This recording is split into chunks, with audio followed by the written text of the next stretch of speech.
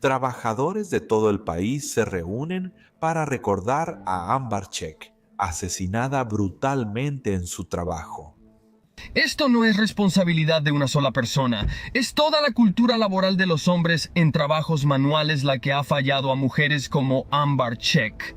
Ahora, el hombre acusado de destrozar la cabeza de la joven soldadora con un mazo podría enfrentar cargos más graves. Estamos analizando más de cerca lo último desde una sala de audiencias en Minnesota, mientras la familia de Amber se prepara para una temporada navideña sin ella. Bienvenidos a Sidebar de Law and Crime. Soy Jesse Weber. La gente de Cocato, Minnesota, aún intenta asimilar un acto impactante de violencia laboral. Pero la historia de Amber Check se ha difundido mucho más allá de esta pequeña ciudad. Amber Check, de 20 años, trabajaba su turno en Advanced Process Technologies, la madrugada del 11 de noviembre, cuando su compañero David DeLong, el doble de su edad, supuestamente se acercó y la golpeó en la cabeza con un mazo. El fiscal Brian Lutz informó que un video de la planta captó a DeLong acercándose a Amber y levantando el mazo antes de golpearla. El ataque ocurrió fuera de cámara, pero Lutz afirma que está claro lo que pasó. De hecho, una denuncia penal presentada contra DeLong dice, cito, "El acusado lleva guantes cuando esto ocurre. Se observa al acusado tomando un mazo del área de trabajo de la víctima. El video muestra al acusado balanceando el mazo hacia la víctima, quien está fuera del alcance de la cámara. El primer golpe del acusado con el mazo es un movimiento horizontal, lo que indica que la víctima estaba de pie. ¿Con qué frecuencia tienes un supuesto ataque, un supuesto asesinato grabado en video?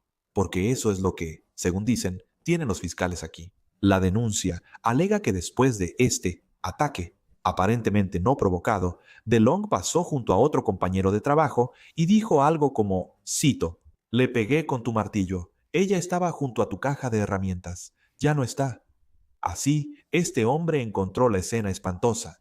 Los primeros en responder llegaron rápido a la planta, pero ya era tarde. Amber ya no estaba, víctima de posible violencia laboral. Bien, quiero hablar sobre la situación legal y cómo podría cambiar, porque DeLong actualmente enfrenta un cargo de asesinato en segundo grado. Pero las autoridades del condado dicen que eso podría cambiar a asesinato en primer grado una vez que el caso llegue al gran jurado el próximo mes. Se trata de cadena perpetua y posibles problemas de salud mental, temas que también abordaremos y su impacto en el caso. Además, la muerte de Amber ha afectado a personas en todo el país. Doy la bienvenida al abogado litigante de Minnesota, Paul Applebaum. Gracias por tu tiempo, Paul. Sabes, este es un caso que ha sacudido a Minnesota y más allá. ¿Cuáles son las conversaciones que has visto, tal vez que se han generado entre abogados y otros miembros del sistema de justicia? La gente habla de este caso. Es muy impactante. Sí, es la brutalidad. Am, y el hecho de que esto haya sido en un lugar de trabajo, creo que solo amplifica el impacto que la gente siente por este caso. Y ella es una mujer joven en un campo dominado por hombres, lo cual creo que la mayoría de la gente asume que no tiene un camino fácil en lo que respecta a su carrera. Así que todas esas cosas realmente están conectadas, donde la gente simplemente está desconcertada por toda la situación y se pregunta qué le depara el futuro a este tipo en términos de su situación legal, por decirlo de alguna manera. Él estuvo en la corte el lunes 26 de noviembre, donde su abogado pidió una evaluación de salud mental y competencia. Según la radio pública de Minnesota, un juez del condado de Wright coincidió en que era necesaria la evaluación. Pablo, cuéntame cómo se hacen estas evaluaciones de competencia en Minnesota. ¿Quién es el que se reúne con DeLong? ¿Cuáles son las preguntas? ¿Cuál es el análisis? El juez designará a un investigador para reunir los hechos, hablar con él, recopilar informes policiales y otros datos relevantes para la evaluación de la regla 20. El acusado puede contratar su propio investigador, pero según entiendo, no tiene recursos para hacerlo. Así que solo será el evaluador del juez. Él permanecerá bajo custodia. Puede que lo transfieran a otra instalación para que sea más fácil reunirse con él en un lugar seguro. El evaluador no se preocupa por su seguridad. Las dos preguntas serán, primero, ¿entiende el proceso en el que está ahora? puede participar en su propia defensa, puede hablar con sus abogados. Kenny, ¿tiene la capacidad de expresar cómo quiere que avance el caso? Simplemente participar en general como lo haría un acusado normal. Luego, la otra pregunta en la que van a profundizar es cuál era su estado mental en el momento en que esto ocurrió. Creo que él estaba trastornado, pero no es la única cuestión a investigar. Lo que tienen que averiguar es si él entendía la naturaleza de sus acciones. Y el ejemplo clásico en la Facultad de Derecho es que una persona estrangula a otra y le dice a la policía que llega: oh, pensé que estaba exprimiendo un trapo o una toalla en vez de estrangular, así que no entendía la naturaleza de lo que estaba haciendo. Hay dos etapas con casi las mismas preguntas. ¿Sabe lo que pasa? ¿Lo sabe? Y la segunda es, ¿sabía la naturaleza de su conducta al cometer el delito? Quiero desglosar esto un poco. ¿Qué habría llevado a su abogado a solicitar una evaluación de competencia y a que un juez estuviera de acuerdo? ¿Había algún tipo de señales que él estaba mostrando? ¿Él ha dicho o hecho algo que indique que no entiende el proceso legal o que hay un problema? ¿Él no puede contribuir a su defensa de alguna manera? ¿No entiende lo que está pasando? ¿O esto es algo más estándar? ¿Es más común en un crimen presuntamente brutal y gráfico que haya una evaluación de competencia? ¿O crees que está pasando algo más? No, creo que diste en el clavo con esos dos puntos. ¿Hay algo que él esté diciendo ahora que le preocupe al abogado defensor como para llevarlo ante la atención del juez? Y luego simplemente los hechos puros del delito, así que creo que es obvio que debe ser evaluado.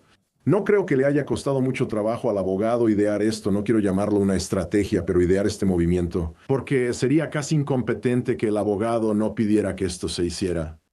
Y si por alguna razón DeLong decide que no estoy cooperando con esta evaluación de competencia, ¿alguna vez has visto algo así? ¿Qué pasa? Oh, sí, sabes, la mayoría de mis evaluaciones como esta han sido en la Corte Federal, aunque no lo creas. Ahora hay tantos casos de salud mental y criminales que antes no existían. Si él decide no participar, eso no detiene la investigación. Eso solo significa que intentan buscar la manera de resolverlo y reunir toda la información que puedan de episodios anteriores. Sus registros médicos hablarán con la familia y los amigos, pero continuarán con el proceso. Eso no significa que pueda esconderse detrás de su silencio.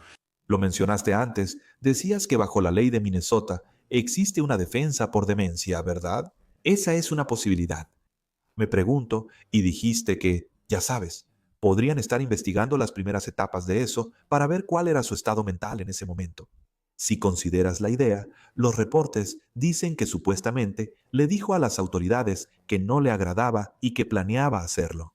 Que, después de supuestamente usar un mazo para matarla a golpes, le dice a un compañero de trabajo, a alguien cercano, que básicamente lo hizo.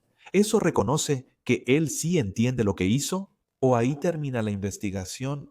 En mi opinión, quiero decir, él tiene derecho al debido proceso, a la presunción de inocencia y a todas esas cosas. Pero esos hechos son devastadores para una defensa por demencia si muestran premeditación. Sé que no ha sido acusado formalmente de homicidio en primer grado, pero es lo único que el abogado puede usar. Aún así, no creo que tenga futuro. Defensa por demencia. Solo el 1% de los casos penales presentan defensa por demencia y de ese porcentaje, el 25% tiene éxito. El resto no tiene éxito, así que es un camino difícil de recorrer. Algo que ha llamado la atención es que DeLong enfrenta un cargo de asesinato en segundo grado, aunque supuestamente confesó haber matado a Amber. Y lo busqué, asesinato en segundo grado, y dice que quien haga cualquiera de las siguientes cosas es culpable de asesinato en segundo grado y puede ser sentenciado a prisión por no más de 40 años. Causa la muerte de un ser humano con la intención de provocar la muerte de esa persona u otra, pero sin premeditación. Otra parte no corresponde a los hechos del caso. Según informes, DeLong dijo a la policía que no le agradaba Amber y planeaba matarla. El fiscal Brian Lutz informó que un gran jurado decidirá si los cargos contra DeLong se elevan a homicidio en primer grado. Se espera que se reúnan en diciembre. Paul, parece que es homicidio en primer grado, ¿no? Sí, aquí está acorralado. Y creo que a veces los fiscales amenazan con convocar a un gran jurado y considerar el homicidio en primer grado para acelerar el proceso y obtener una declaración de culpabilidad por homicidio en segundo grado.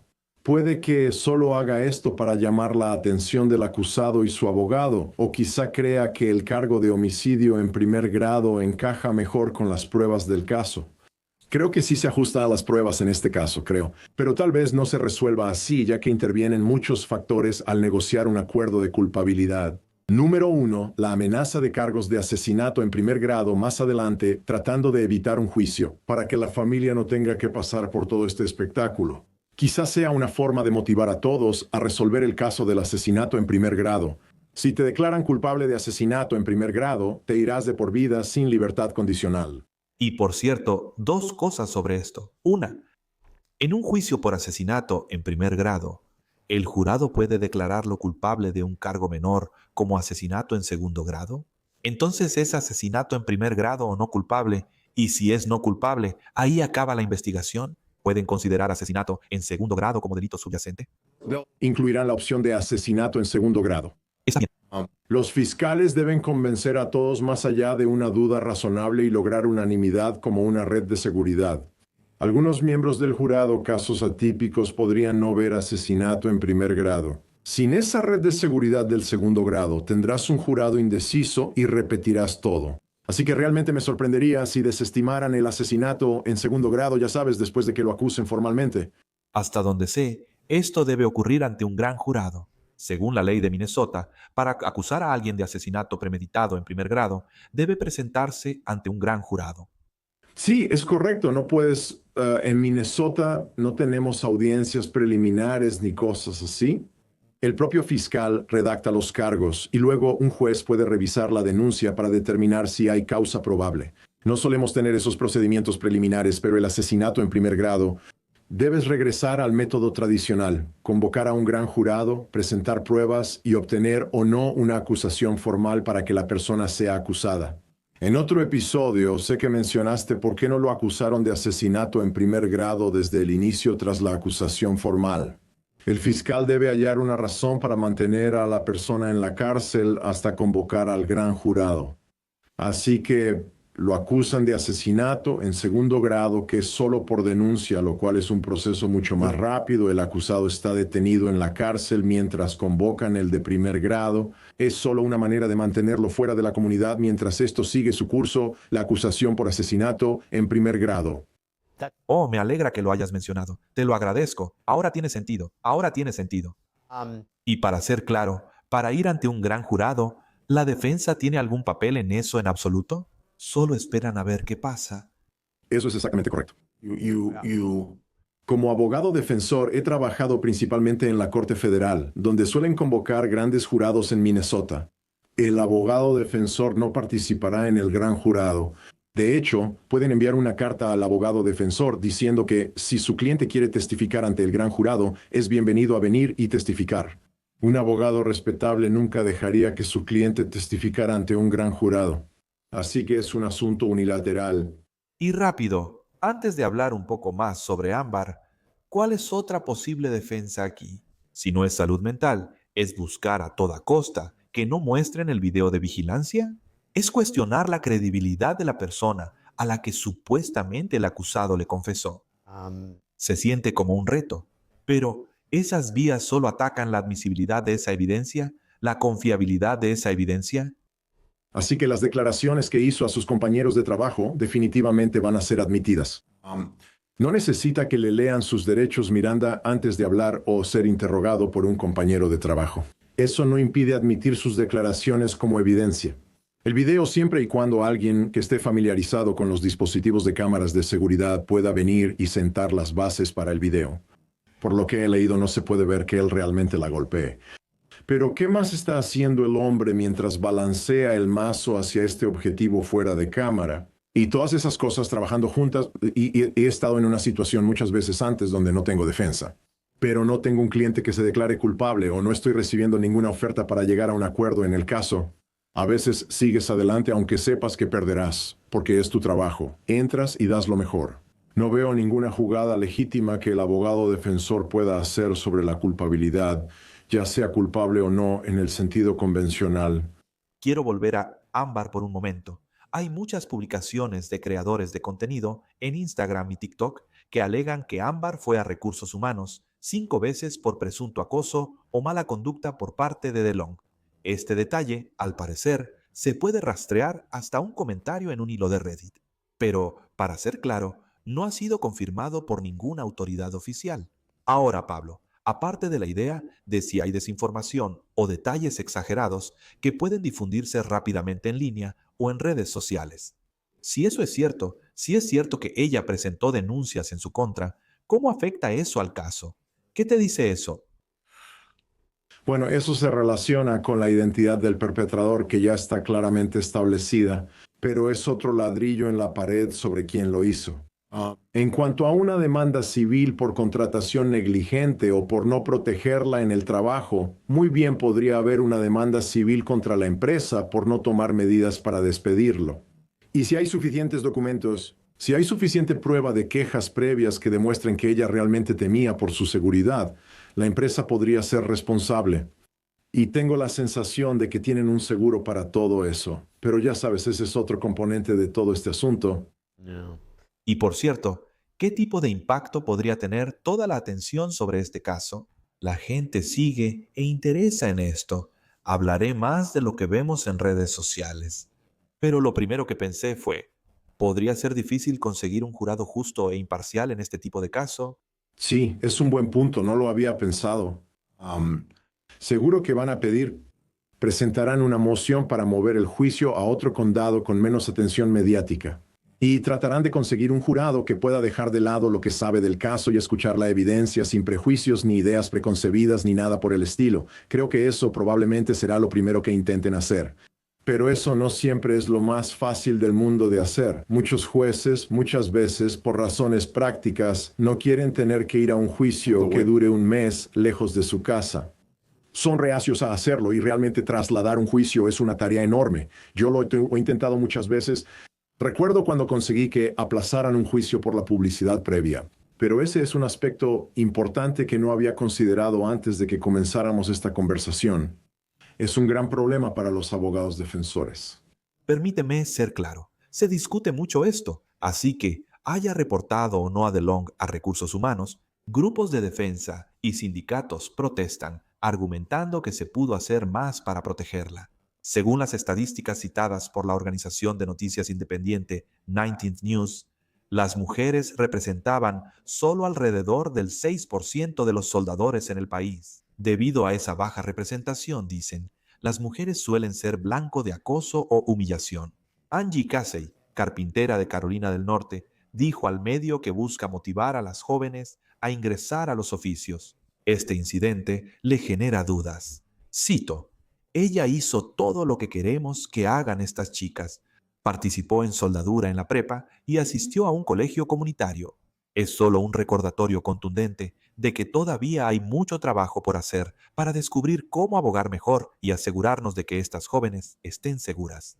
Una copresidenta del Grupo de Trabajo de Mujeres en Oficios y Defensoras de Derechos Iguales dijo a 19th News que parte de su labor es asegurar que las mujeres sepan cómo presentar quejas o demandas contra individuos o empleadores. Tienes a Yanel Deyan, quien le dijo al medio que muchas veces las trabajadoras ni siquiera saben cuál es el canal correcto a utilizar y a menudo temen represalias. Ahora, Paul, sabemos que conocer tus derechos en el lugar de trabajo es muy importante. Esto está hablando de algo más allá de lo normal. Sí, creo que sí. Puedes llenar la documentación y puedes esperar una decisión por parte de la empresa. Supongo que podrías contactar a la oficina del fiscal general de Minnesota, que investiga violaciones de derechos humanos. Pero todos sabemos desde un punto de vista práctico que eso no es el final de la situación. Podrían darse represalias de compañeros, como comentarios, acoso o interferir con tus pertenencias y equipo. Creo que se requiere mucho valor para que una mujer entre en ese ambiente de hombres e intente hacer carrera. Así que creo que simplemente es repugnante cuando la gente acosa y hostiga a alguien que tal vez no pueda defenderse porque es una minoría en la empresa. Sabes, dudo que hubiera otra soldadora en esta empresa, así que ella estaba sola en todo esto. Y sus compañeros de trabajo pueden o no ser comprensivos con su situación. Existe la actitud de los chicos serán chicos, sobre todo en los oficios, lo que agrava la tragedia. ¿Verdad que ella es una pionera? Y ella está haciendo un trabajo que es físicamente muy difícil. Supongo que es más pequeña que el soldador promedio. El trabajo era exigente y además tenía que soportar las tonterías de la gente. Perdón por usar una vulgaridad, pero tener que ser molestada por compañeros de trabajo o compañeros que sabían que esto estaba pasando y no tomaron a DeLong aparte para decirle, oye, amigo, esto aquí no va a funcionar, deja de hacer eso y ser un aliado para ella. Es muy perturbador, ¿sabes? Ella es una chica joven. Es horrible. Y quiero decirles esto a todos, ¿de acuerdo? La Radio Pública de Minnesota informa que la Asociación Nacional de Mujeres en la Construcción organizó una reunión sobre violencia de género laboral tras el asesinato de Amber. Su familia cuenta que ella se enamoró de la soldadura en la preparatoria, asistió al Colegio Técnico y Comunitario de Alexandria, terminó el programa de tecnología en soldadura y luego trabajó en Advanced Process Technologies. Según las personas que trabajaron junto a ella, Amber era una soldadora excelente, totalmente comprometida con su oficio. Compañeros del gremio afirman que el asesinato de Amber es una oportunidad para concientizar sobre lo que muchas mujeres han vivido en el trabajo manual. Si te enojas tanto por la presencia de una mujer en un sitio de trabajo que te lleva a un ataque de ira asesina, necesitas renunciar. Necesitas trabajar en tus problemas, porque no es culpa de la mujer que hizo un trabajo ejemplar y fue asesinada por eso. Personas en redes sociales comparten sus homenajes a Ámbar, animan a sus colegas a vestir de azul en su honor. Muchas mujeres comparten sus historias sobre trabajar en soldadura, construcción, mecánica y similares. Y una colecta para la familia de Ámbar ha recaudado más de $100,000, lo cual es increíble. Pero también se ha convertido en un lugar para que las personas compartan sus condolencias, especialmente otras mujeres que trabajan en oficios. Por ejemplo, una persona que donó comentó: «Soy soldadora, aquí estamos contigo. Descansa en paz». Otra comenta: «Tal vez no nos conocimos, pero éramos hermanas de oficio. Lamento por tu familia y la vida que no lograste concluir. Que tu familia encuentre algo de consuelo en este momento abrumador de dolor. Tus hermanas en el oficio te llevarán en su corazón. No te olvidaremos». Y luego estaba este mensaje conmovedor, cito, de una soldadora Mace por la otra: «Que los arcos que traces en los cielos caigan de regreso a la tierra como las estrellas más brillantes». Y sabemos que DeLong debe regresar a la corte en enero mientras este caso legal continúa. Pero Paul, sabes, el impacto humano y la muerte de Amber han sido realmente notables. Con los años como abogado, mi enfoque ha cambiado de la profesión a las víctimas, lo que viven y las razones y formas en que ocurren estas situaciones. Probablemente debería enfocarme más en mis clientes, pero también me tomo el tiempo para pensar en cómo pudo haber sucedido todo esto sin que nadie viera ninguna señal. No culpo a nadie, pero como este tipo pasó desapercibido para hacer algo así, es terrible.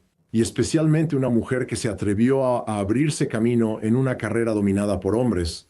Todos tenemos hijas y pensar que podrían ser tratadas igual, acosadas o incluso asesinadas es aterrador. Simplemente no quieres ni siquiera pensarlo. Es impactante y difícil de imaginar que pase algo así. Y sí, mira, según la ley, él es inocente hasta que se demuestre lo contrario. Tendrá la oportunidad de presentar su defensa, sea cual sea. Al ver la evidencia de este caso y todo lo presentado, regresas a la pregunta de cómo pudo ocurrir esto. Se pudo haber prevenido y simplemente, ya sabes, el impacto que su vida y su muerte han tenido es impresionante. Paul Applebaum, gracias por su tiempo, lo aprecio mucho. Gracias por invitarme. Y eso es todo lo que tenemos por ahora aquí en Sidebar. Muchas gracias a todos por acompañarnos. Como siempre, suscríbanse en YouTube, Apple Podcasts, Spotify o donde escuchen podcasts. Síganme en X o Instagram. Soy Jesse Weber. Hasta la próxima.